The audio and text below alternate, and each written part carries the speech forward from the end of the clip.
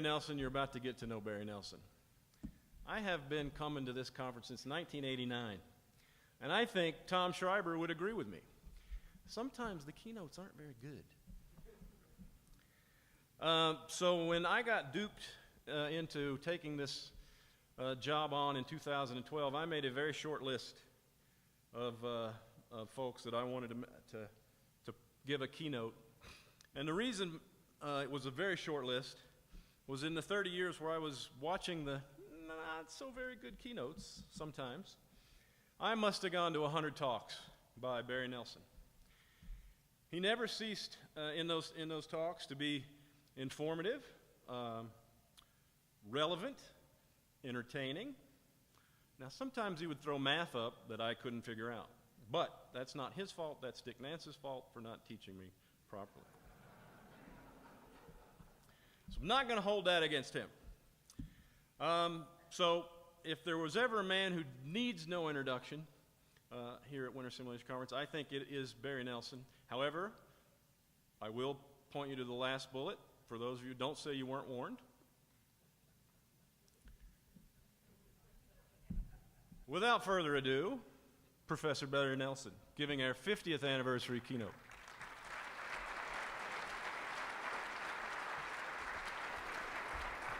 Thank you, sir. Thanks, I'm going to need it. Don't let him throw stuff. All right, little housekeeping here before I get started.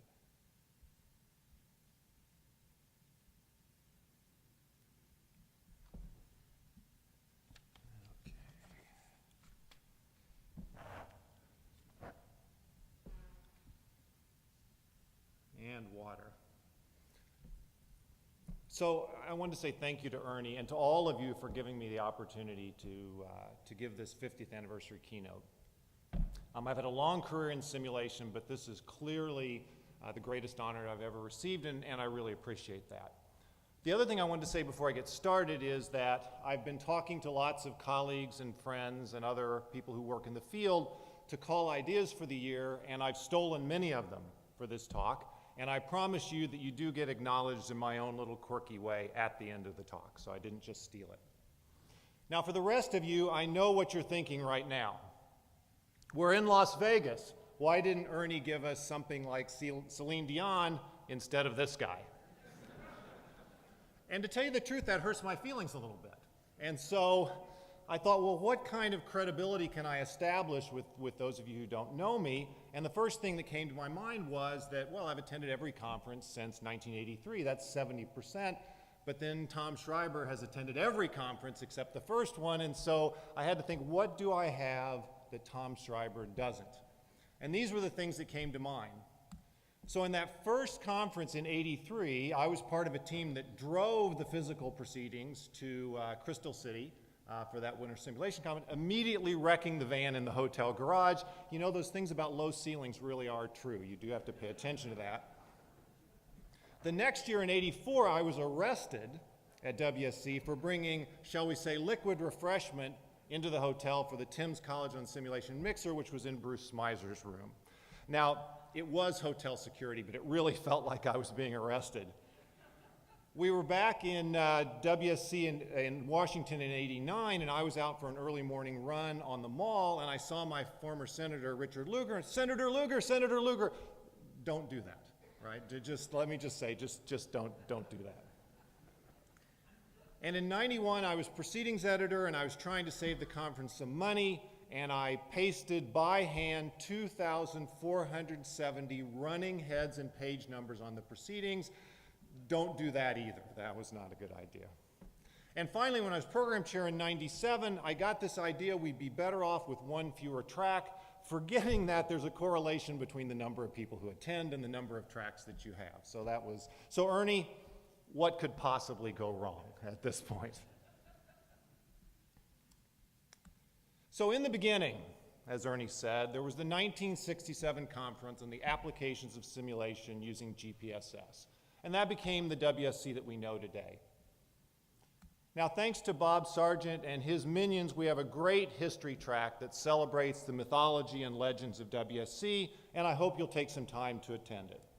But I wanted to take just a moment to salute GPSS. right? The general purpose simulation system, which was actually originally called Gordon's Programmable Simulation System after Jeffrey Gordon, who created it. It used to come free with IBM mainframe computers, which did not come free. It had an integer clock, a uniform distribution. You had to draw the network diagram by hand, and you ran it from cards. But without GPSS, we might all be at a machine learning conference today. Now, machine learning is the 800 terabyte gorilla in the room. And if you're wondering if I'm going to say anything about that, I definitely am, as the talk goes on. So just so you can say you've seen it, that's GPSS. So on top, you can see the network diagram, and below is the actual code that you would run. This was scanned from the famous textbook, Simulation Using GPSS, by the famous Tom Schreiber. Now, Tom has not only attended the conference for all of those years, but he's been a very active participant, including every year since 1994, giving a tutorial called Inside Discrete Event Simulation Software, How It Works and Why It Matters. And Tom, I apologize for what I'm going to do to you in this talk, but remember, we are good friends. Okay, a few fun facts about that first conference. Registration was $30 in advance, $35 at the door. The cost for your hotel night in New York City was a whopping $18. They had 401 attendees that first year, and the conference had to go out on a big limb to borrowing $700 to get off the ground. And that was the only year when there was no proceedings. Now, this is the sort of important information you'll find in Bob Sargent's history track. Here's something you won't find in his track, but was equally true. All of the organizers were smart, all the attendees were good-looking, and all the talks were above average. In fact, WSC did originally stand for Woebegone Simulation Conference. So I believe we're still here 50 years later because of great organization, great talks, great cooperation, and great relevance. So let me say a little bit about each one of those. Now, as Ernie told you, the conference structure, for those of you who are new, is we have a board that's over the entire conference, and the board consists of a bunch of old, gray-bearded men and women who try to keep the best interests of the conference at heart and keep it on the rails. And every year, there's a conference committee that changes from year to year, and their job is to be radical, new, and innovative and take the conference off the rails. So you may wonder how they work together. Graybeards trying to keep the conference on the rails, radical committee trying to take it off, and we have a system that has worked for all of these 50 years. No matter what the board says to the conference committee, this is what the conference committee hears.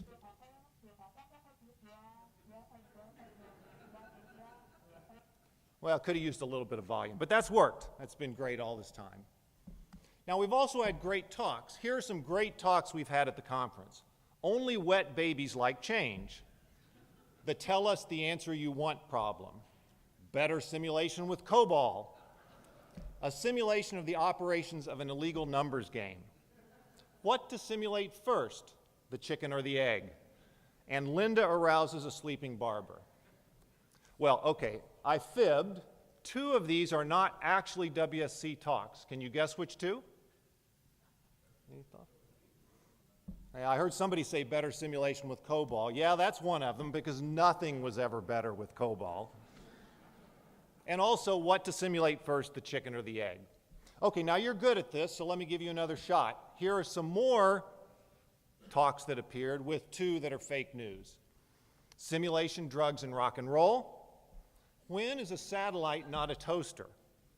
But Mr. President, is it ethical? Lose all the variants you want without being data hungry. The Daughter of Celia, the French Flag, and the Firing Squad, and training socialist managers by enterprise simulation. So what do you think? Any guesses? Yeah, so the fake news are simulation, drugs, and rock and roll, but Dave Goldsman, you should really do that featuring the zombies, right? This is your chance. And lose all the variants you want. But all these others were real talks at WSC. So when people ask me about the Winter Simulation Conference, the first thing that I talk about is the great cooperation. It is an amazingly diverse conference. It's not just academics, it's not just practitioners, but there are 4 groups that really cooperate well to make this conference work. So in the upper left, that's the math nerds, that's my crowd, the analysis methodology people. In the lower right, the modeling methodology people, the code nerds. On the lower left, the vendors, the code sellers, the people who really make simulation happen for most folks. And then in the upper right, the applications tracks. And I picked manufacturing because it's been a long time contributor to the conference. So how is it that these diverse groups manage to cooperate year after year after year? And with painstaking research, I discovered that the Winter Simulation Conference of 1967 followed the Summer of Love in San Francisco in 1967, which was the big hippie sit-in in the Haight-Ashbury district, and I found out the original conference organizers were, in fact, hippies for the Summer of Love. And that leaves us with great relevance. So great relevance is not a given, because relevance changes for an application methodology like ours, and staying relevant is not an automatic thing. And apparently I've reached an age when people start asking me to think about these things, so for the last 2 years I've been asked by a number of folks to think about our relevance. In my 2013 Titans talk, I asked, why do we do some of the things that we do and just take for granted? When the folks at the Journal of Simulation were approaching their 10-year anniversary of the journal, they asked me to think a little bit about where my research field, analysis methodology, should be going in the next 10 years. And finally, last year, Shane Henderson from Cornell twisted my arm to think a little bit about why we don't have smoother technology transfer between the things that we do in research and the things that we do in practice. So while I cannot promise to be the best person to think about this, I can tell you that I spent a pretty fair amount of time thinking about it. And one of the conclusions I came to is the world may have changed a bit more than WSC has. So let's think a little bit about where we came. So then, at that first conference, we had batch runs on a single processor with limited memory and storage. Simulation very much was trying to imitate queuing theory, computing long-run average performance measures for stationary systems for design, that is, for system design. Data was gathered as needed. In fact, textbooks typically said, step 1, gather data. And finally, within companies, simulation was sort of a niche technical competency, maybe nice to have, but not absolutely essential to your organization. So where are we today? Well, today we can rent thousands of processors, store and search vast quantities of results. What we really need to support is more real-time or near real-time decisions, perhaps made entirely algorithmically for operations. And this distinction between simulation for design and simulation for operations is a theme I'm going to come back to several times in the talk. Data is gathered all the time. In fact, saying go out and gather data is kind of anachronistic, right? The data is there, we have to figure out how to best use it. And then analytics, broadly defined, is considered a core competency by companies, something that you can't really live without. So at the risk of losing you, right here on slide 13, here's the takeaway message from my talk today. To remain relevant, we need better answers to harder problems in a more timely way.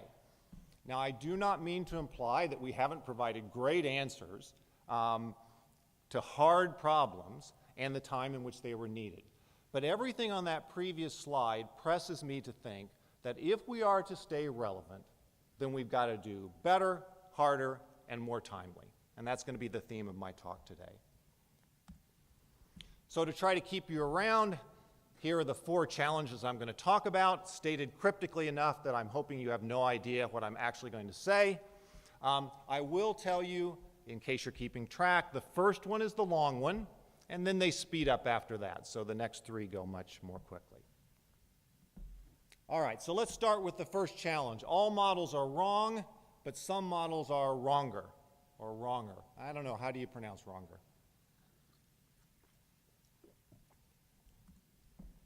So the famous statistician George Box said, in a variety of different formats, remember that all models are wrong, The practical question is, how wrong do they have to be not to be useful?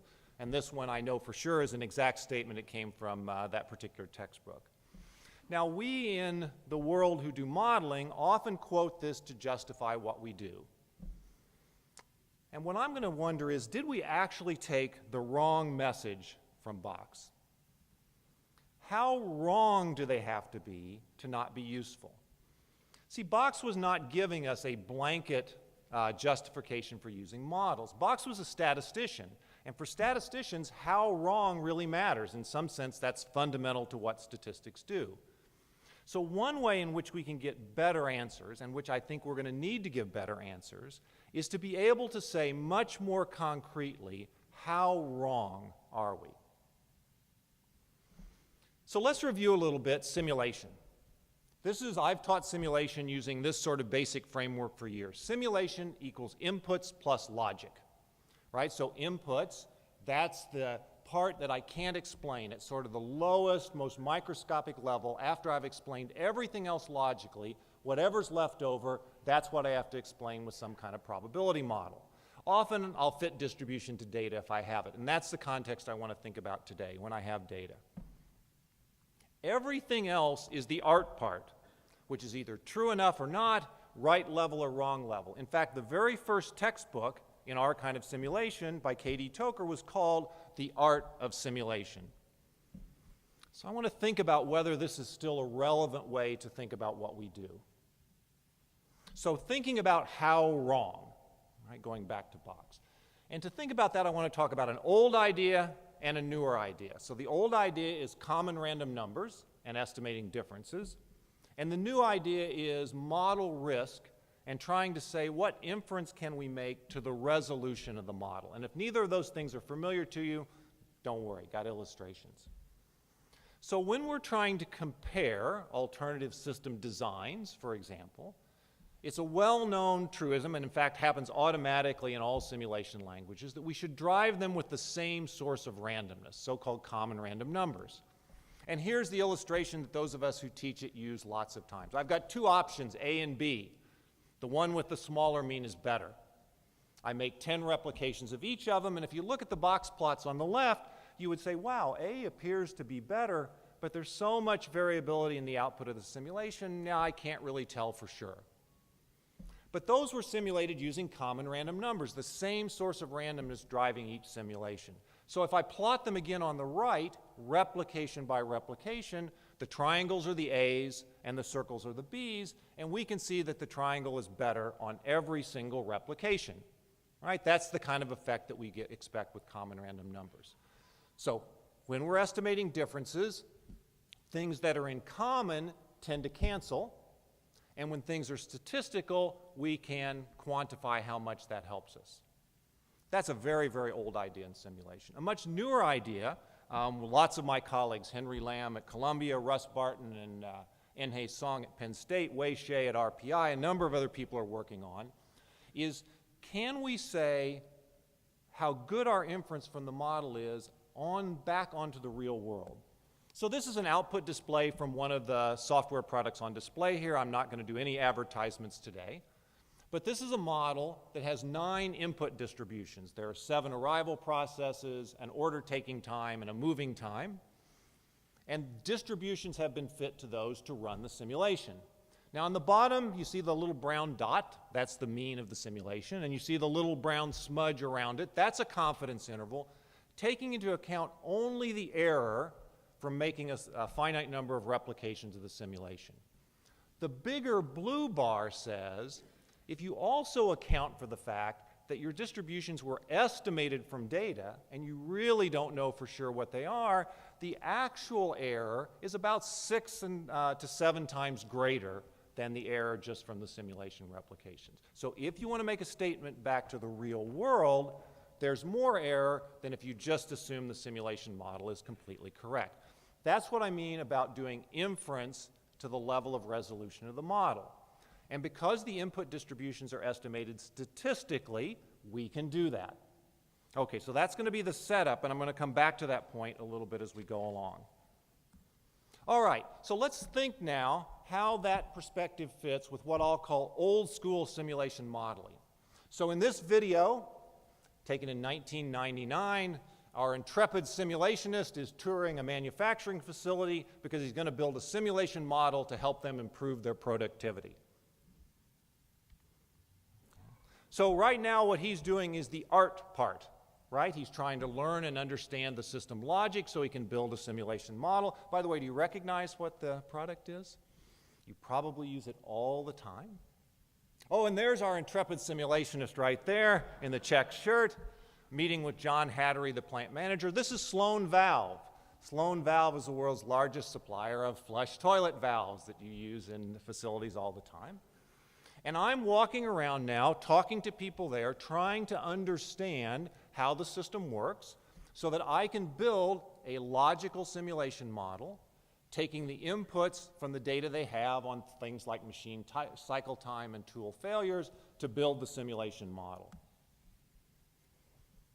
That was 1999. A lot has changed since 1999. In fact, when I look at that Sloan Valve video today, what I see is a big data set, right? Instead of younger me with a notepad and a clipboard trying to figure out the logic could be learned from dissecting that video. What are the fixed objects? What are the dynamic objects? What follows what? And in fact, analysis of hours of video would reveal all kinds of things that I would never pick up in my observation of trying to understand the system. And if the logic became more like a statistical model, then I have some capability of the common random numbers effect and to the resolution of the model effect. So did I just throw us under the machine learning bus? So let's just deal with the big question right now. Is simulation just machine learning? So here's my stylized view of machine learning, and the colors matter. The black, that's the data. The X's are things like customer characteristics and buying patterns and income and so on. The Y's are the response, like did they buy the latest Jack Reacher novel or something like that. The red is the model. Maybe it's just some big basket of basic functions, but that's the model that I'm going to fit. And the green is the tuning part, right? So I'm going to try to tune those parameters so it does a good job of teasing out the relationships in that data. Now, if I represented old school simulation in the same way, what would it look like? Well, it would look like something like this, where most everything is red, right? That's all the system logic, all the part that I had to do in my modeling. And the green part, the part that I tailored to the system data, that's just those input distributions, that lowest level of variation that I've tried to drive everything down to. Okay, so what is the essential difference? The meaning of X. And I think this is absolutely fundamental. So X were those covariates up in the machine learning model that they had observed over and over again. But in that Sloan Valve video, I observed one setting of X, the system exactly as it is now. And the reason I wanted to build the simulation was to say what would happen if I changed the system. And this, among many other things, is our fundamental difference from machine learning. We need to model what happens at new X's, at new settings that don't yet exist. But I don't think we're off the hook. I think the view that I show up there is too limited. I think we model, using our own capabilities, too much. I'd like to see us be something more like this. So there are things in red. Those are the things that I have to model because those are the things that are going to change. There's a lot more things that are in green. These are things that I can tune and represent given the dynamic system data I have, not just that lowest level of variation that I can't explain. And there are things that are both. They're red and green because they're going to be a mix of my modeling capability and also wetting that to data. So this is what I call learning simulations, and I think this is our first big challenge. Statistical models can be learned from data. I think we should consider pushing as much as possible to being treated as an input, not as much as possible, as much as is sensible to being an input. And where that line is really important. But we're typically interested in more than just the observable input-output behavior.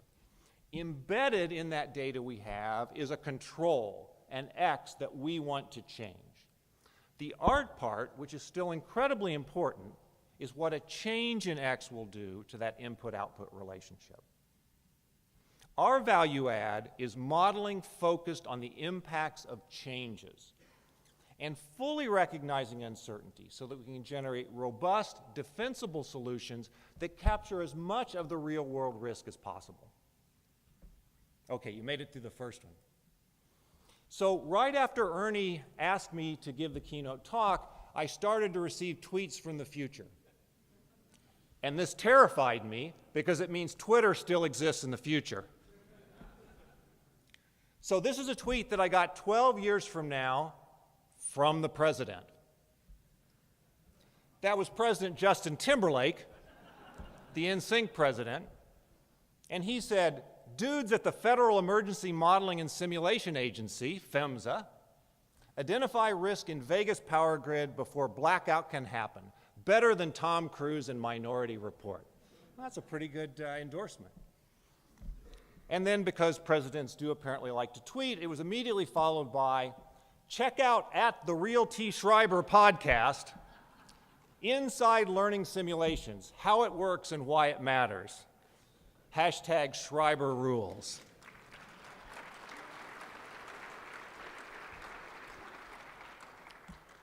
Okay, second challenge, simulation, the glitter or the glue. Many of society's most important challenges are huge systems of systems problems, and I've listed a few: healthcare, global terrorism, income inequality, world food supply. What is our role in simulation in solving these harder problems? Well, strategies that seem doomed to fail are one big detailed model of everything. But at the other end, a simple stylized model to provide insight doesn't really seem right either. Models of models seem to be required. So in this world of models, is simulation the glitter, meaning just one of the models, or the glue that holds it all together? So I want to make an argument for glue. First of all, we naturally account for the passage of time, and almost all of those problems are dynamic. Our level of detail can be variable, and it can be our choice. We are not driven by what is mathematically tractable, right? We can model the level of detail that makes sense. In all of those problems, uncertainty matters, and if it can be modeled, then we can handle it. And we do realizations, replications, sample paths, and they parallelize, right? We're living in a world of tremendous parallel computing capability, and nothing parallelizes more easily than different instances of a simulation model or different replications from a simulation model. I cannot overstate how much of an advantage that gives us. And then we just have a history of combined discrete event, continuous state, agent-based, and hybrid modeling. Simulation is arguably the least restrictive modeling and analysis paradigm. So good for us, right? I think we can be at the center of that. And here's a cool proof of concept. So our colleague Peter Haas, in a paper that's referenced over the side, describes a project at IBM called SPLASH, which stands for Smarter Planet Platform for Analysis Simulation of Health. There are a few too many P's in there somewhere, but at any rate, it came out SPLASH. So let me quote just from the paper. The SPLASH project provides a prototype platform for combining existing heterogeneous simulation models and data sets to create composite simulation models of complex systems, thereby facilitating cross-disciplinary modeling, simulation, and optimization. I do recommend this paper, but the SPLASH philosophy is to take the world as it is, a bunch of heterogeneous models that was created perhaps for very different purposes, and to solve the assembly problem. I think if we're going to have a real impact on systems of systems problems, we have to go further. So what are the things that we need to be able to do that we can't quite do yet? So why are we not yet ready for prime time on systems of systems? There's a wonderful optimization track in this conference, but most of the optimization problems that are being solved are for design. We are not very good at policy optimization or system control, state-based optimization. As my state of the system changes, how do I react to that? We still typically think in terms of a single resolution model at one time scale that tries to get everything right, which is why I very much recommend Bernie Ziegler's Titan Talk today, where he's going to talk about building 2 models at a time. My perception is at different resolutions. Computation does matter. You can't just throw everything in the model and necessarily be able to compute it, and so we have to know what really does need to go in the model. And finally, our dominant model building paradigm doesn't easily scale up to large, data-driven, parametric, multi-resolution models, and now you can watch as I cut my own throat. Drag and drop till you drag and drop. Drag and drop with embedded animation has been tremendous for us. It has opened a wider world of people who can do simulation. It allows us to sell our results by showing something that really resonates with people who know nothing about simulation. Nevertheless, I am going to contend that if that remains the primary way, or virtually the only way we talk about building models, we will be resigned to glitter, being just one of the models. Now that said, Python is not the answer either. Just wanted to be clear about that. Right? Okay, Python is just another programming language. Doesn't solve all problems. So what are the kinds of things that we need to be able to do if we're going to be the glue for systems of system problems? Here's some of my speculation. We need more data-driven input and structure, not relationships that build, so more relationships that build the models as opposed to our models building the relationships. So that could be coming from data, like I was talking about in the previous talk. It could be coming from enterprise management systems, but it's drawing those relationships from more sources than just the cleverness of the analyst. This is what I talked about in my Titans talk. Models need to be easily created, updated, and explored. We tend to build models as if they will never change, but in fact they will almost always be changing, particularly if they're going to be useful. For the last year or so, Leon McGinnis at Georgia Tech has been teaching me about reference models as opposed to analysis models. Reference models of systems are built without anticipating the analysis that's going to be done. Whereas we, in fact, all of operations research tends to build analysis models to support a specific analysis. Reference models make a lot more sense in dealing with systems of system problems. Models connected to the real world. I got the opportunity to visit the Supply Chain and Optimization Technology Group at Amazon this summer. They build a lot of simulations. Their supply chain system is awesomely complex. So instead of trying to build it into the simulation model calls out to their online system to get the logic of what they do. That greatly increases the scope and fidelity of what they can model. Stephen Ongo at Trinity College Dublin has been teaching me about symbiotic models, models that run right along with the real system, so at any time you can push forward and make decisions. We need to be able to aggregate and disaggregate time, space, and data. Now, input and output to multiple models, that's what Splash did, right? So Splash tried to solve that problem. But Peter Glenn, for the last year or so, has been talking about believe your limit theorems. And what he means, sorry Peter if I don't summarize this quite the right way, is that when we build large-scale models, we don't have to get everything right, but it's important to know what we do have to get right.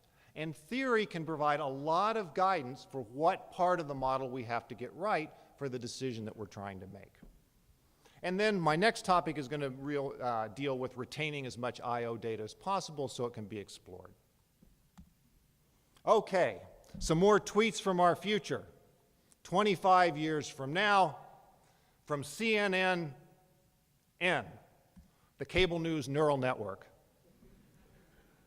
Breaking news, because it's always breaking news with CNN. At Global Sim shows investing in street vendors in India, key to better wine sales in Napa. Cal Governor Miley Cyrus toasts power of simulation.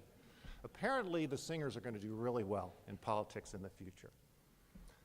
With a little more breaking news, at the Real T. Schreiber to Mindstream, WSC 2042 Titans Talk, inside galaxy-level simulation, how it works and why it matters.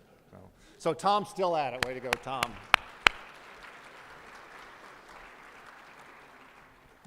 Okay, number 3. I told you they go faster. All the world's a database.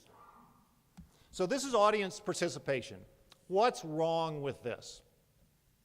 So I want you to think about something that you would simulate. If you're new to simulation, something you came to the conference to learn how to be able to simulate, that's important to you. Set it up so that big is bad and small is good. So it could be cost or time or loss, right? So small is good.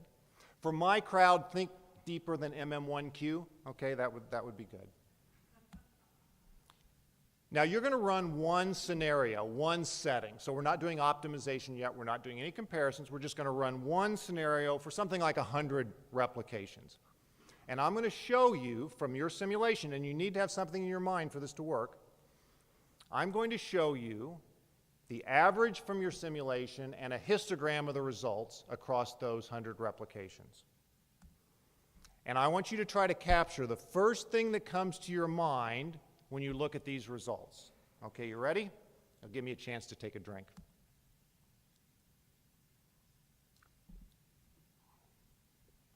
Now I'm willing to make a bet that for a lot of you, it was something like, why did that happen? Right? Yeah, I see some people trying to make me feel good nodding. That's good. Yeah, why did that happen? Small is good, and that one was really bad. And part of the reason you think that way is if this was your factory or your hospital or your financial system, you'd immediately be out trying to figure out what went wrong, right? Why was that day bad? You know, what kind of things interacted to make that happen?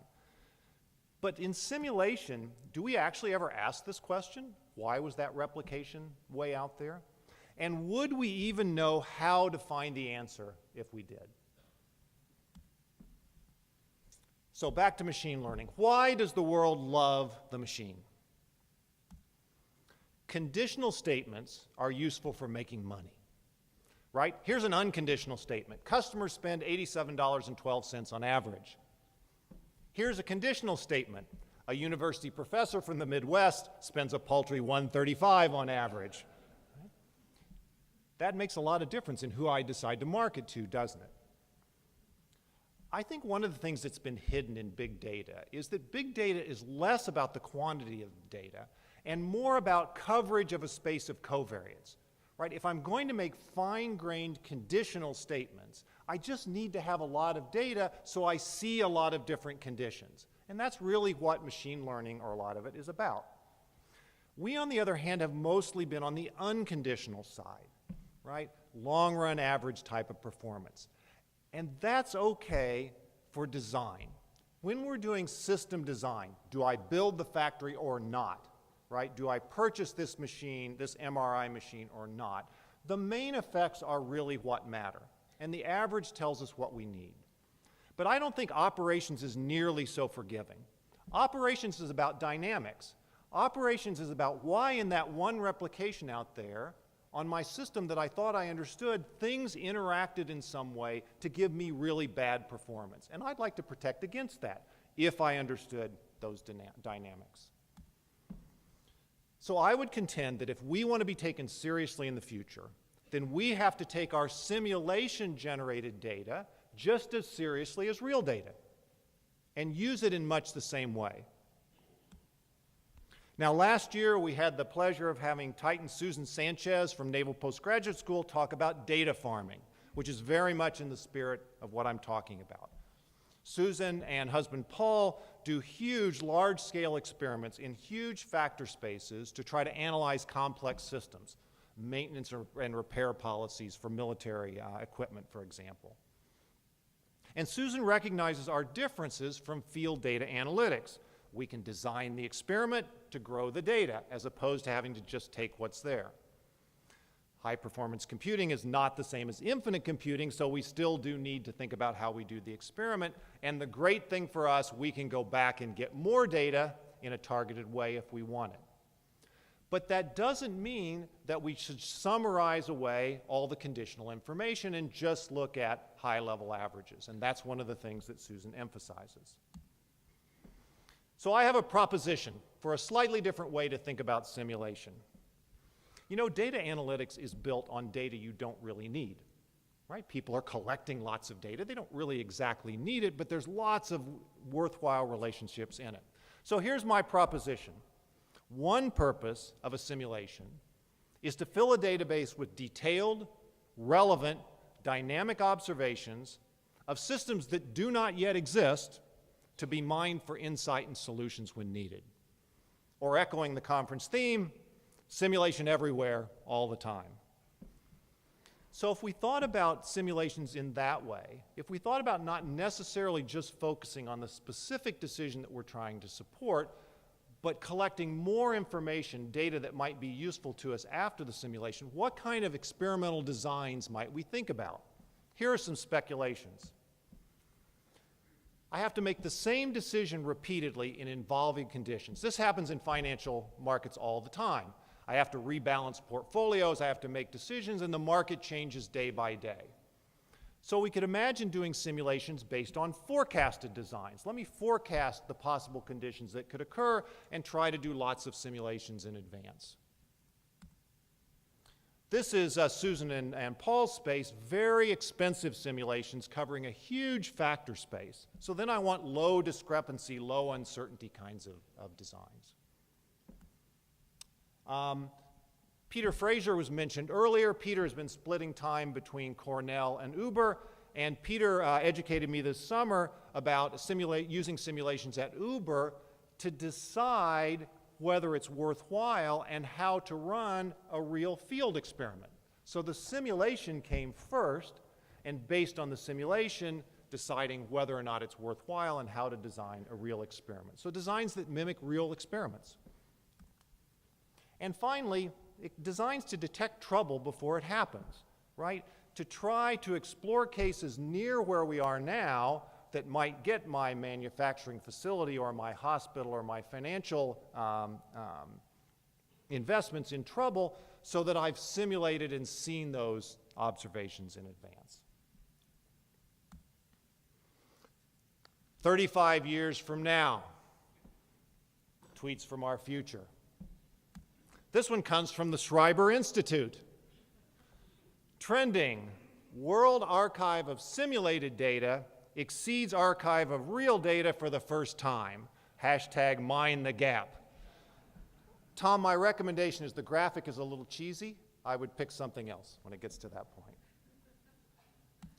And trending, tune your iBrain implant to Brontobyte simulation, how it works and why it matters by the real T. Schreiber. A Brontobyte is 10 to the 27th power of bytes. Apparently, we're going to be working on big models in those days. Okay, last topic, mutually assured relevance. So I started the talk talking about the cooperation we have among research, software, and applications. And there's no doubt in this conference we have strong cooperation. But do we really connect? Right? We cooperate on the conference, but do we really connect? The optimization world and the statistic world are very similar to us. But I'd argue that the connections among these three branches might be a bit better. So let's explore why. So first, let's think about statistics. In the statistics world, whether you're a practitioner, a software vendor, or a researcher, the competitive advantage comes from providing deeper and more robust insight than other people can provide, right? That's your advantage. If you can tease out more information, if you can solve a problem that somebody else can't solve, that's where you get the advantage. Statistics is not concerned with the creation of data. And think about that for a minute, because I'm going to come back to that. So and also in that world, the vendors compete with free options, with constantly evolving libraries, everybody trying to provide better answers, right? So again, the goals align. So what are the implications? Well, the implications are everybody needs to implement near the cutting edge. It's worth it to companies to employ methodologists, but it's also worth it to methodologists like me to work with real data and to put it into software, because that's where you build your reputation. That's how you show that what you do is worthwhile. And because the decisions are so important, it's okay if it doesn't just run on a laptop. Intensive computation is expected and worthwhile to invest in. Okay, so what about optimization? Well, optimization has a very nice situation in that there's a universally agreed upon definition of the problem, right? That's the problem. Everybody agrees that that's the problem, and that allows the model to be separated from the solver. So what are the implications of that? Well, competition is on better solvers for harder problems. Connection to the latest in computer science and OR research is a competitive advantage for everybody. And again, if you're scheduling Major League Baseball or doing your crew flight assignment model, intensive computation is expected, right? Because the decisions are so important. So what about the good guys, us? Well, the name simulation itself sort of says what the job description is: create data. So I would say in simulation, just by our nature, the focus has been on generating the right data, in which I include animation, not analysis of a common model. So naturally, it's a competitive advantage for vendors to differentiate based on better modeling, right? If producing the right data is the thing, then better modeling is the thing to compete on. Users, therefore, understand that modeling takes a long time, but may be a little impatient if the simulation itself takes a long time, because that's not where the focus has been. And lots of what we in the research community want people to do take a lot of time and simulation effort. And finally, my crowd, we deal with an unrealistic view of what a simulation problem is. Define problem, collect data, build model, validate model, run experiment, make decision.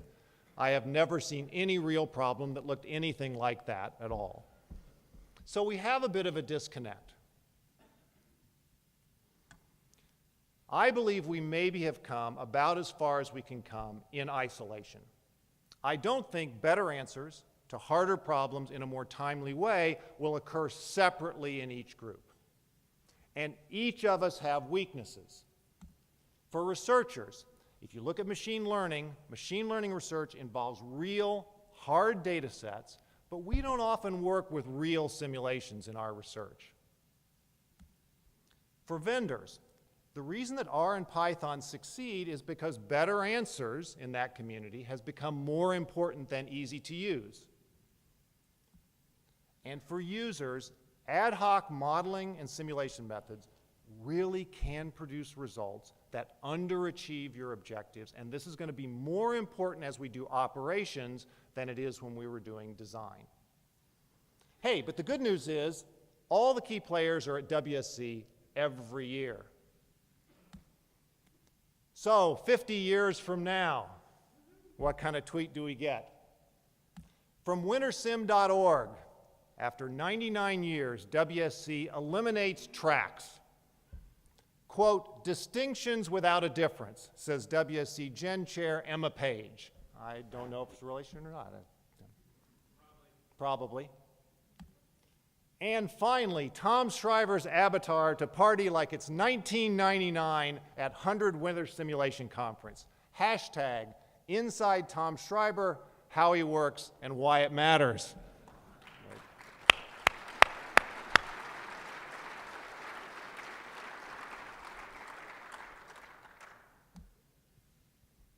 So 2067, what are the chances? One of the great things about this year was I really spent an entire year reading past proceedings, reading the history of the conference, thanks to Bob Sargent for sharing the papers with me early, talking to lots of friends and colleagues, both in my own area and outside my area. And of all the things that I read, one quote from Julian Reitman, one of the founders of the Winter Simulation Conference, who was both a practitioner and a scholar, this is the quote that stuck in my mind. To a large degree, simulation developed as a counter-element in the emerging computer culture, a tool for support in an area that aimed towards the practical rather than the theoretical, and towards the complex rather than the simple.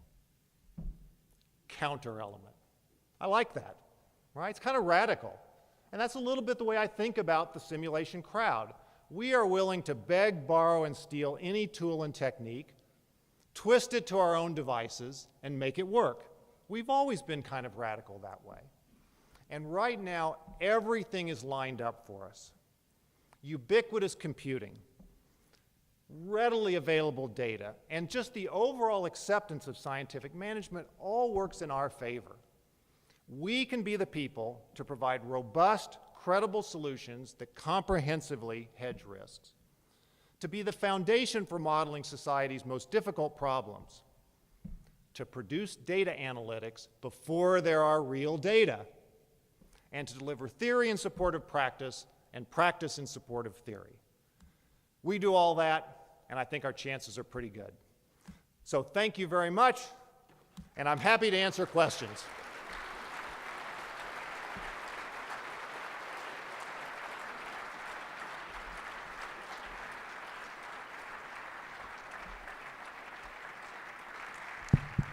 There are microphones here, so everyone feel free to grab them. Yeah, check.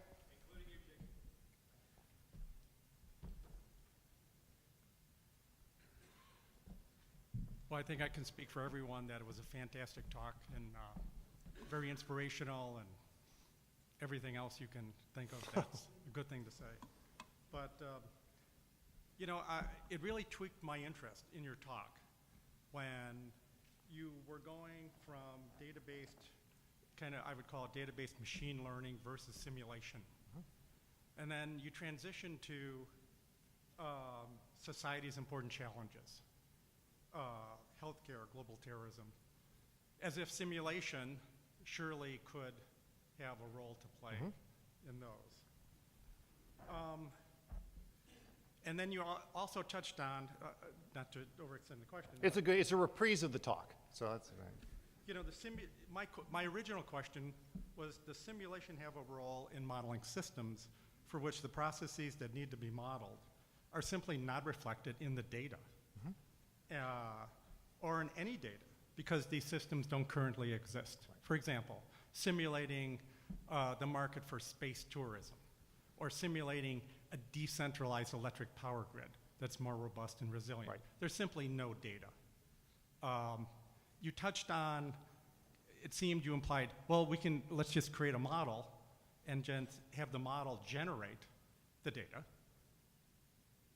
Yeah, so how do we get there? How do we get there for these kind of things? And does simulation have a value at all for which there is no data?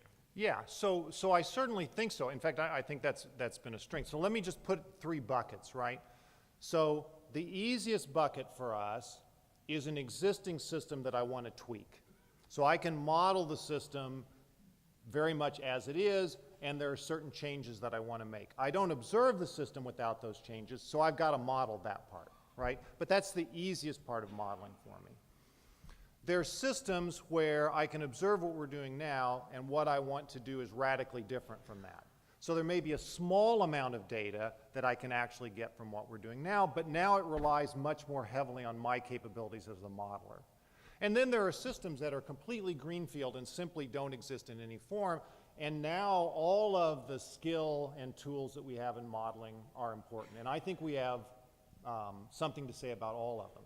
My main point was, I think there are many situations where we do detailed modeling that could be much better replaced by statistical models because we do have data.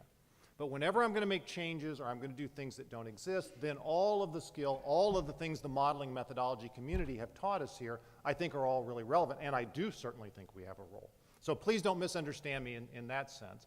I just think pushing the statistical modeling always down to the lowest level of uncertainty is not necessarily productive. So, okay, good. Any other questions? First of all, the talk was extremely interesting. Thank you. So I'm wondering, what advice do you have for junior researchers or even perhaps PhD students in terms of the topic to work on? I imagine one thing is to sort of, like you said, there are some interesting topics at the frontier of this, like model risk. But what other advice you have in terms of what to work on? Sure. So I'll tell you one of the points of advice that I give to my own students. So my students do methodology. They do the math stuff, statistical methods. But I tell all of my students not having any immersion in a real application during the course of your PhD studies is a mistake. So I think we need to have touch on real problems. I think we need to not ever get so far afield that we don't have some idea of how a simulation can actually help or what's realistic to be able to do. It's my personal belief that the best simulation research, I'm not against basic methodology for truth and beauty, but the best simulation research really touches on things that we can actually do or that might actually be implemented. This is self-serving, but I do think model risk is a big area in which we can make a contribution. Right, that people treating models as if they are the real world is a mistake, and I think that we can go much further doing. And the only other thing I'll say, so there could be other questions, is parallel computing. Parallel computing. If you're thinking about what's the best algorithm that I can come up with to run on a single sequential processor, don't work on that, right? Because think about how everything parallelizes, because it's going to be fundamental to what we do. Russell, this will be a hard question. Well, not really, Barry. An excellent talk, of course. Very interesting, but also I found rather worrying, and it really reflects the previous question, for an individual researcher. When I started, there were lots of very interesting, simple academic problems that one could look at, things like random variable generation.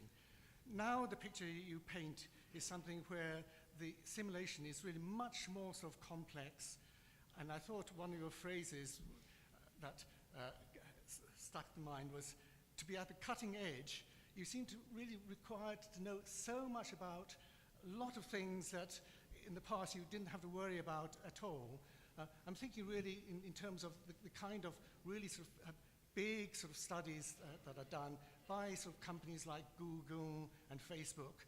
They have huge resources, the manpower and the equipment really, to tackle problems in a statistical way that you're promoting, in a way which, as an individual person, you have no hope of really competing against. So from that point of view, I find it really rather worrying as an individual researcher.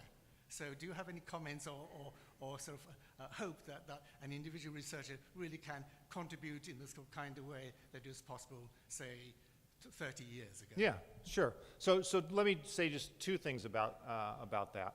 One is just for young researchers, so going back to your question. A career evolves over a career. And so expecting junior researchers or junior simulationists to do everything at the beginning, I think, is not a good idea.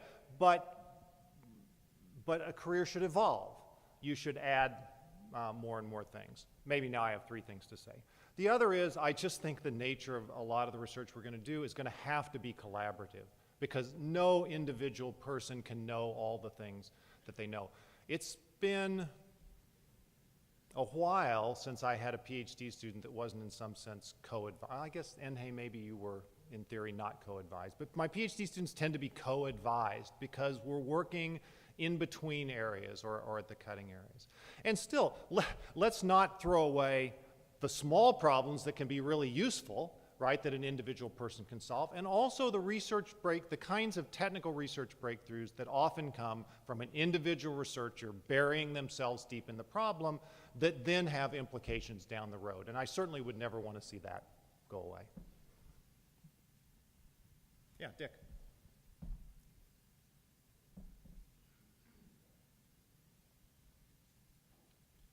Perhaps to put in a quick history plug. Sure. Gain a little respect.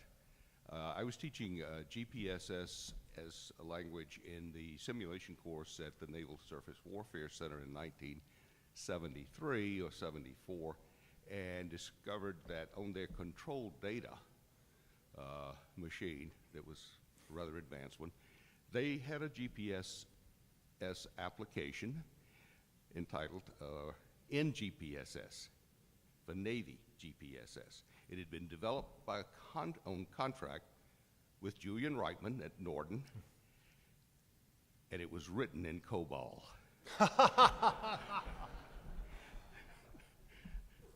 So I asked Julian, why? Yeah, why? That's the language they knew. Go ahead. Now, let me ask you the question. Yeah, sure.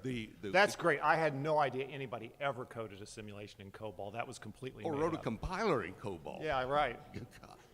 The question is, throughout and I just joined the chorus that says, great talk, really, and learned a lot and saw a lot to inspire, even though I don't know how long that inspiration will last.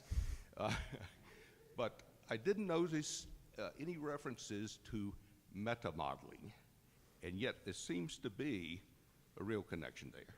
Right. So when I was talking about systems of systems problems and what you have to get right and aggregating and disaggregating, so meta-modeling, modeling of models, a model of a model. Think regression model, right? That's a type of a meta-model that we tend to be familiar with. That's one of those places where substituting, for example, a detailed simulation with a meta-model that gets the information that I need correct, referring again to Peter Glenn's trust your limit theorems, would allow me to do something at a larger scale than trying to do. So that's one place in this talk it would plug in, would be in the systems of systems problem, the aggregation and disaggregation. So a meta-model is an aggregation, right? It's a higher level model. Okay. Ernie, where are we on time? Oh. So how about Lou Hay, and then we'll call it quits. Okay, Barry, thanks for your very inspiring and exciting talk. Okay, anyway, one of the questions that I have is because lately we have been trying to promoting simulation in the Singapore government, and we're happy to get a center which really they believe in simulation. But one of the challenges I will face is whenever they talk about simulation, they say, wow, you do have a good work. But at the end of the day, what they want to see is still those things that are moving around, means the animation. So in that regard, because we talk about complex system, we talk about data that we want to generate, at the end of the day, the visual is still something which we can catch attention, especially for those people who are making decisions. So how do you feel about that area of direction and how we can make use, besides just doing the data, and how we actually can use the animation and the other visual to make sure that they understand what we are doing. Thanks. Yeah, so I'll be very quick. So I originally had 17 challenges, which I cut down to the 4. And one of those was dynamic visualization, because I think that that's important. And I am not against animation at all. But when the animation and the simulation are the same thing, I see the potential for it to be a bottleneck in terms of developing large-scale models. Bernie Ziegler tomorrow is going to talk about building 2 models at the same time. And the whole idea of reference models today, the whole idea of reference models as opposed to analysis models says that I can use a model in multiple different ways. So one would be to generate an animation, which might be really useful for something, but in another it's to do a parallel computation where I really need to crunch the numbers. So I think visualization is really important. I get a little bit concerned when the visualization and the simulation are the same thing. That was my only point. So, thank you very much. It's been an honor to speak to you.